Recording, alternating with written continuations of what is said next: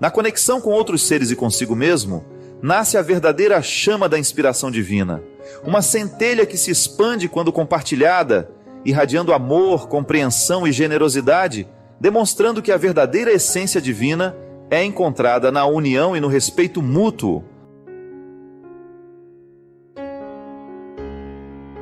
Eu recebi aqui um texto muito interessante que eu gostaria de ler para motivar uma reflexão nossa aqui. O texto chama-se Pai, começa o começo.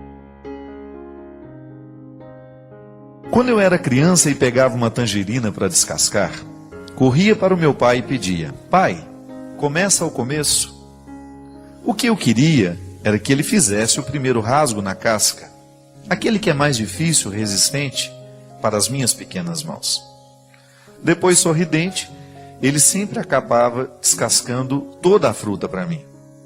Mas outras vezes eu mesmo tirava o restante da casca a partir daquele primeiro rasgo providencial que ele havia feito. Meu pai faleceu há muito tempo e não sou mais criança. Mesmo assim, sinto grande desejo de tê-lo ainda ao meu lado para, pelo menos, começar o começo de tantas cascas duras que encontro pelo caminho.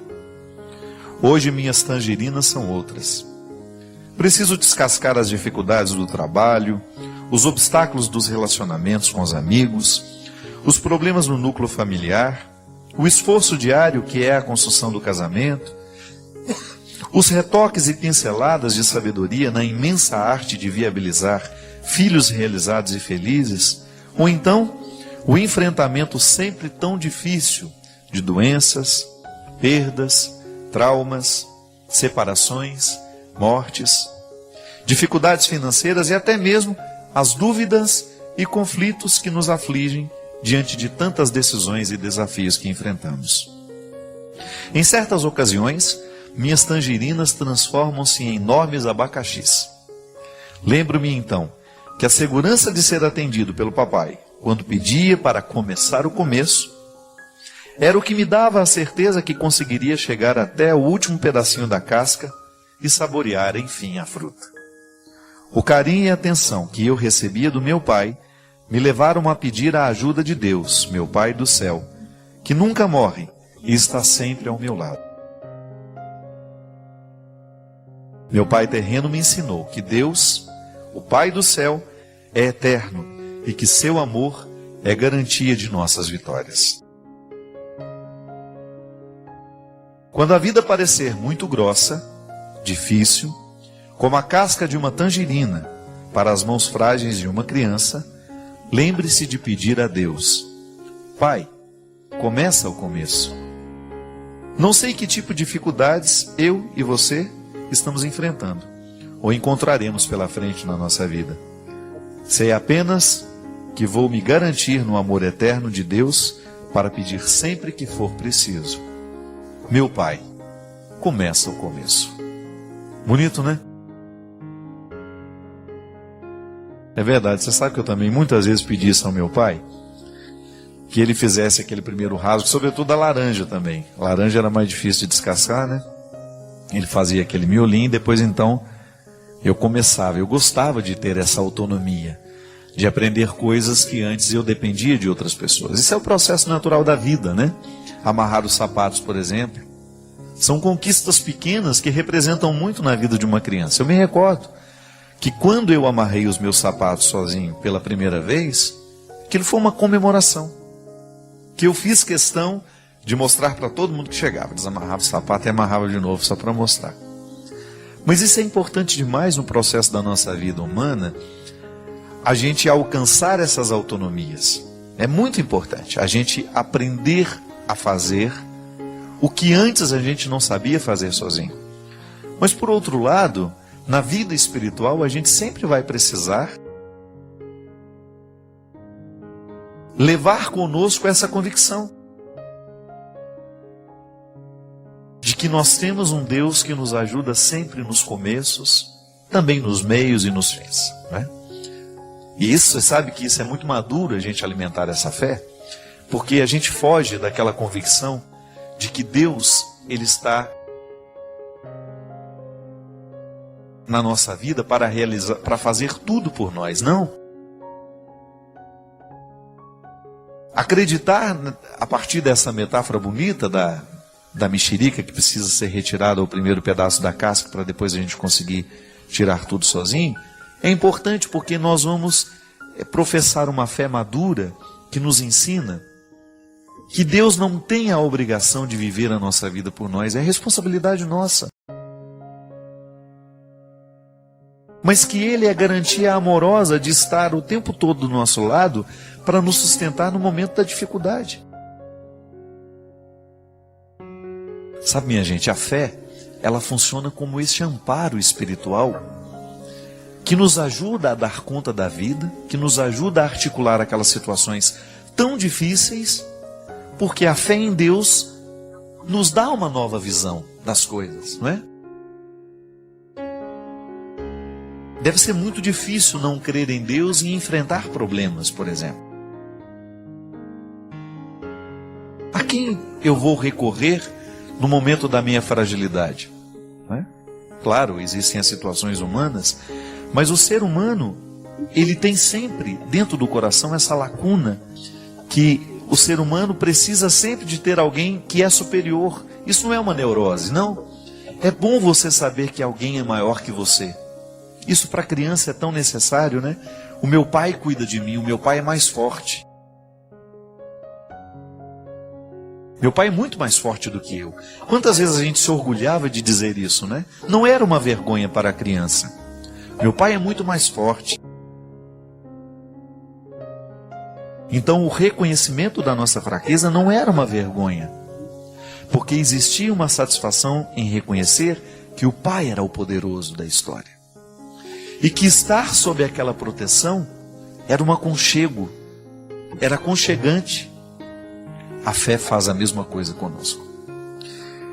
Eu luto o tempo todo pela minha autonomia humana, pela minha capacidade de resolver as minhas dificuldades, os meus problemas, mas em nenhum momento eu dispenso o amparo de saber que Deus está comigo. Que Deus me auxilia nos começos difíceis, que Deus me ampara nos momentos da minha luta, que Deus me ajuda a conduzir e a encaminhar as situações mais delicadas da minha vida.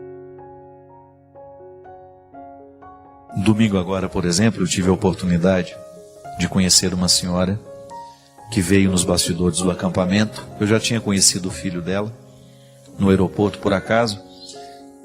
Ele estava com a esposa e ele me falou assim: Padre Fábio, estou muito emocionado de encontrar o senhor aqui, porque o senhor não sabe o quanto que o seu programa foi importante na vida da minha mãe, no momento em que nós precisávamos sepultar o nosso irmão. O meu irmão morreu num acidente muito trágico, e a minha mãe, no dia em que nós estávamos sepultando o meu irmão, o senhor estava no programa do Fausto, programa da Rede Globo, fazendo um programa especial do Dia das Mães. Naquele dia o meu irmão havia sido sepultado. E as suas palavras naquele momento para minha mãe serviram de conforto e de um início de retomada daquele momento difícil para o início de uma cura que minha mãe está vivendo até o dia de hoje. Aí eu tive a alegria, eu falei para ele: então quando for a canção nova, faça questão de conhecer a sua mãe e leve para eu estar com ela.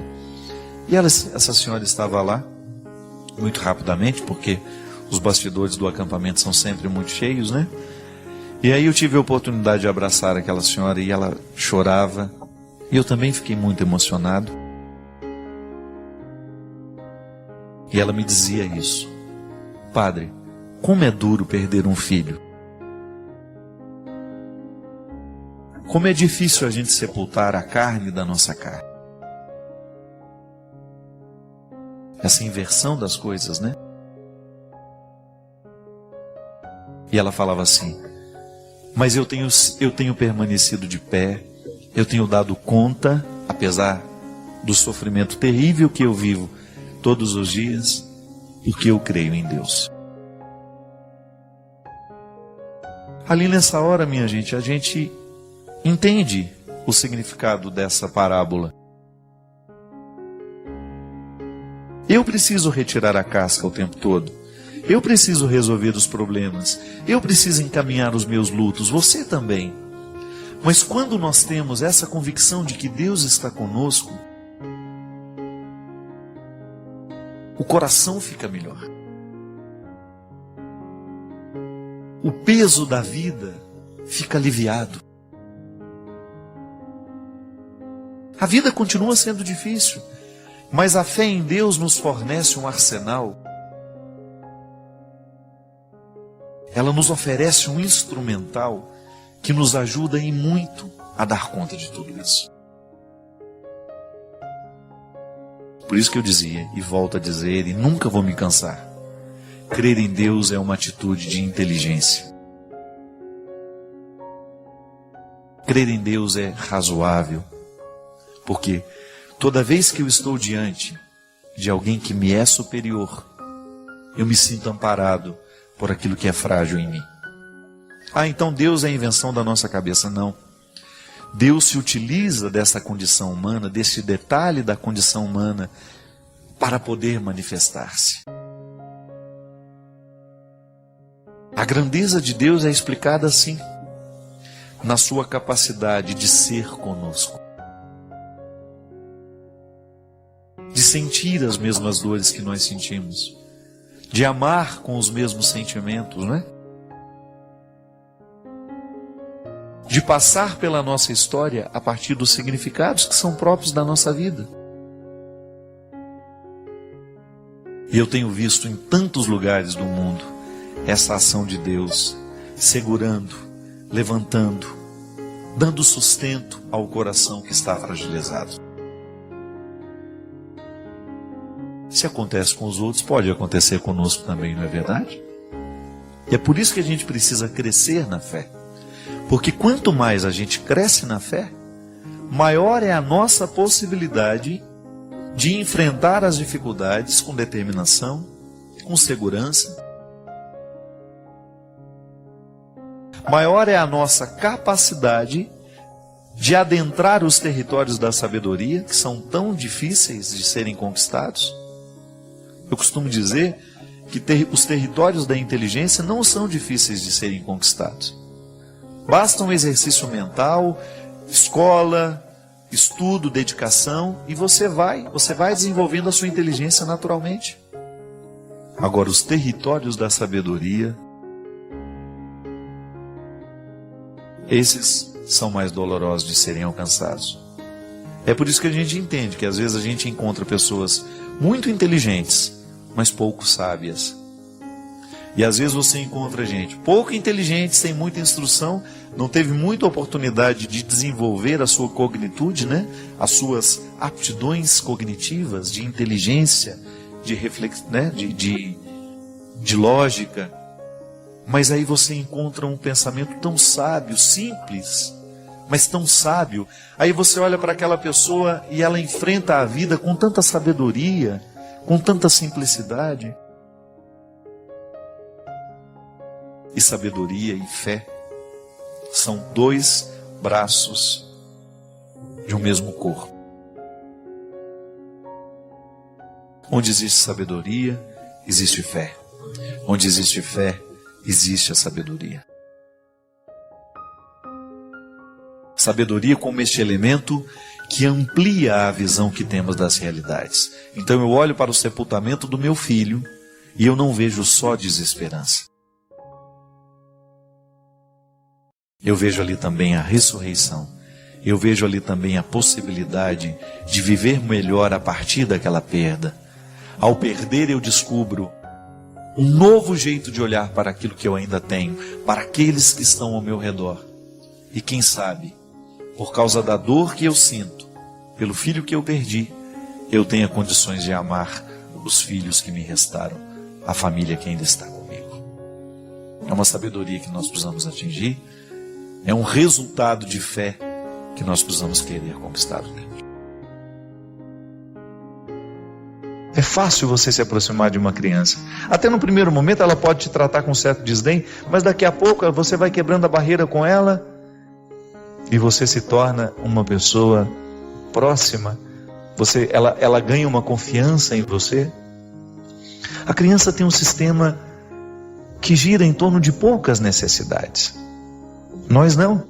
O nosso mundo é muito complexo. E Jesus fala que se nós quisermos entrar no coração das coisas, no coração do mundo, nós precisamos alcançar essa simplicidade.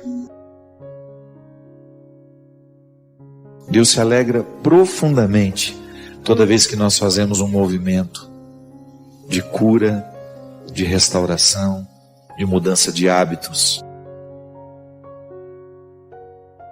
Deus se alegra profundamente toda vez que nós vivemos as consequências da conversão. Porque essas consequências, elas atuam diretamente no nosso caráter.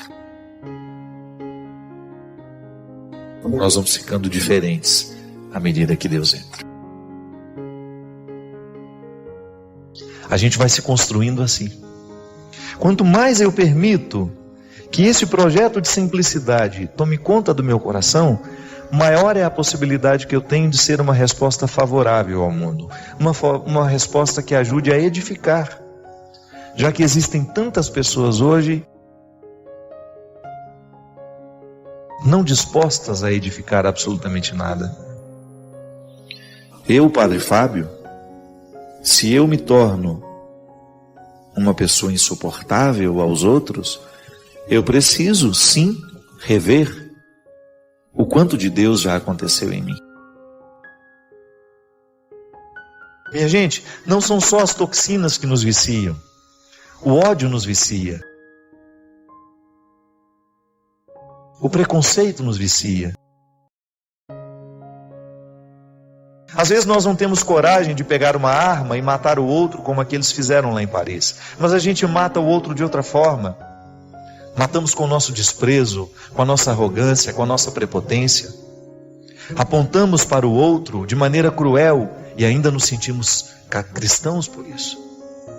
Quando não damos a outro a oportunidade de ser quem ele é, quando a gente o limita a ser aquele personagem que nós imaginamos. Eu não gosto daquela pessoa porque ela é assim, assim. Quem disse? Você imaginou assim. E Jesus nos ensina, nós que somos cristãos, compreendemos a eternidade como uma bonita e feliz oportunidade de estar em Deus e com as pessoas que amamos. Querer e buscar este reino de Deus já nos dá a oportunidade de começar a construir este reino aqui hoje. Porque é natural que se eu quero viver essa eternidade, se eu busco merecer essa eternidade através das minhas atitudes, eu naturalmente serei uma pessoa melhor. Quem tem como meta o reino dos céus, vive essa proeza de tornar o reino humano também muito agradável. É quando a gente escolhe a diminuir as diferenças entre nós, quando a gente se dispõe a ser um pouco mais amoroso, a responder menos com ódio. Então, o amor das pessoas é o principal motor para a nossa transformação. Então, se nós temos uma casa onde as pessoas se amam, onde o amor, o vínculo é cultivado, certamente nós teremos um ambiente muito favorável à felicidade e à realização das pessoas. E isso é interessante porque quando eu sou verdadeiramente amado por alguém, eu acabo aceitando a palavra daquele que me ama.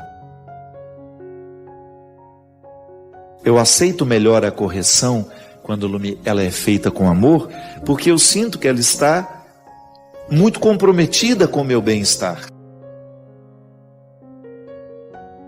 Eu quero mudar aquilo que em mim é insuportável, para mim e para os outros.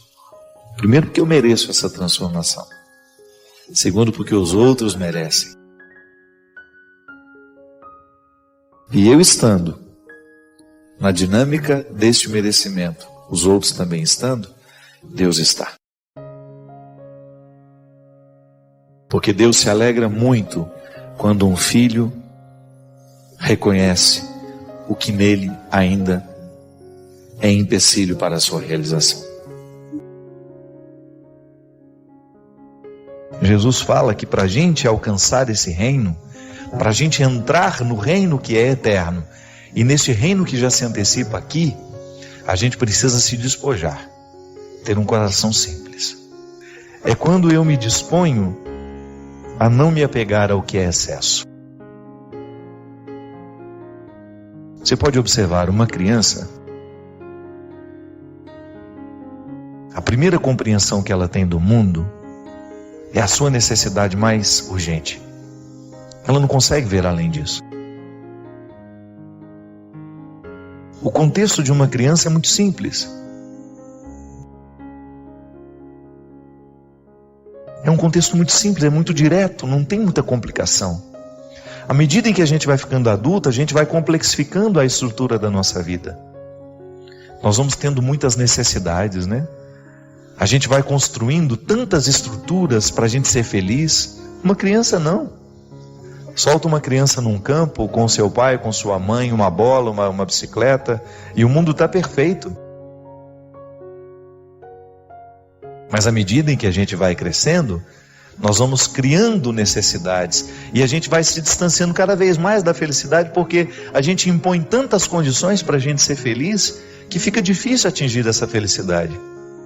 Nós não podemos perder, nós não temos o direito de fazer isso com a gente, perder a oportunidade de fazer os nossos sofrimentos valerem a pena.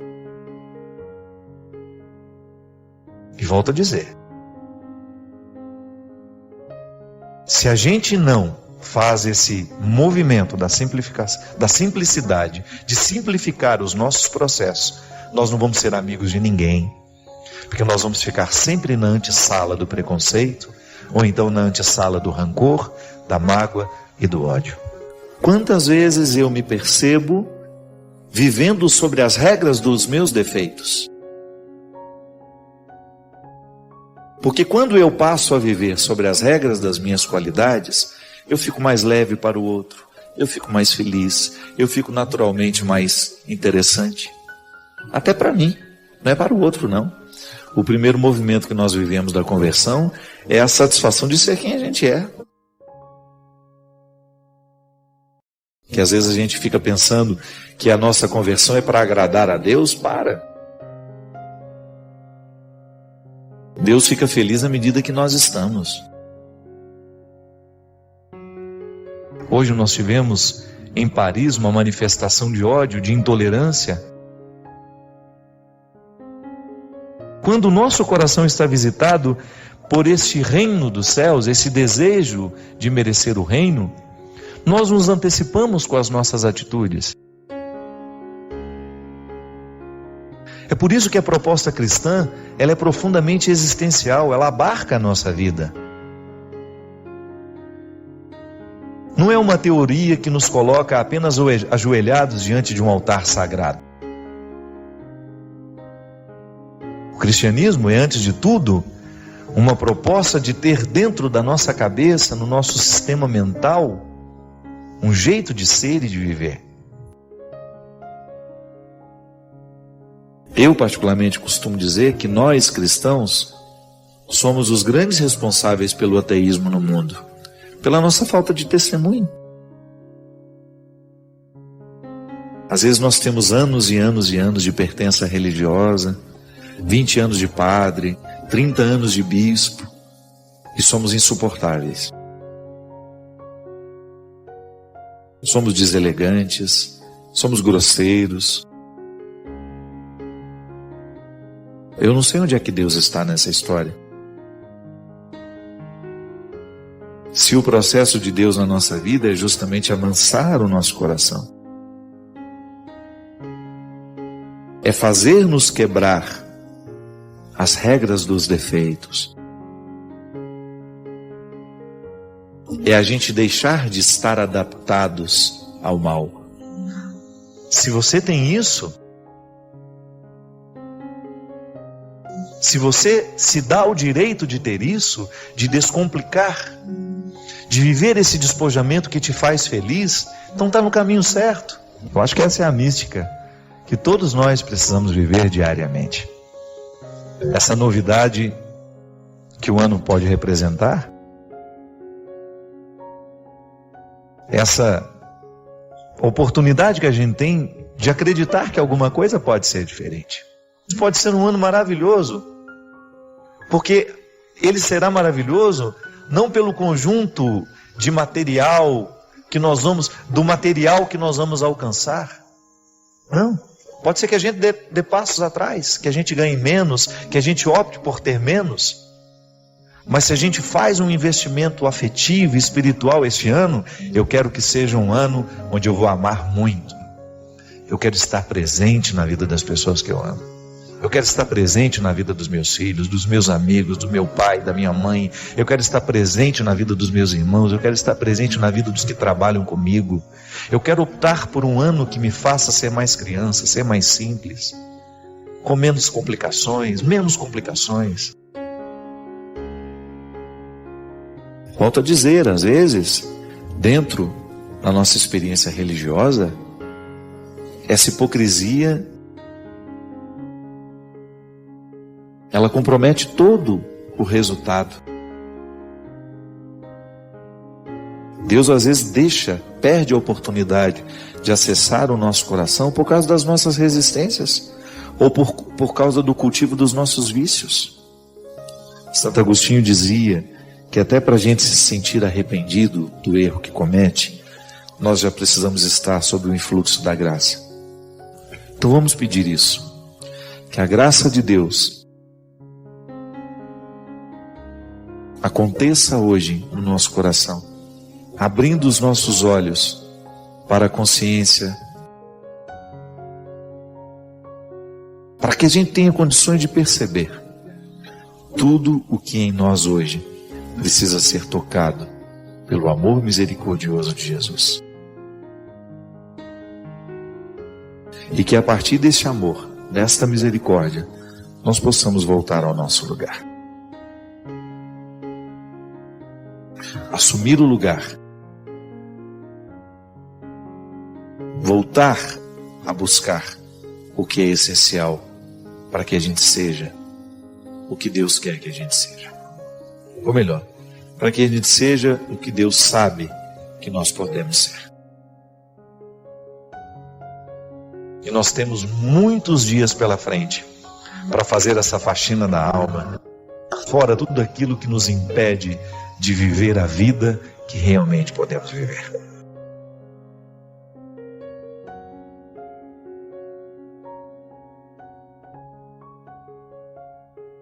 Este espaço é dedicado a elevar a fé e a conexão com Deus.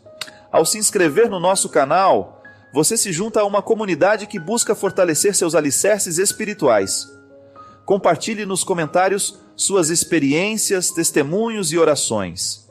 Que cada interação seja uma expressão de amor e devoção.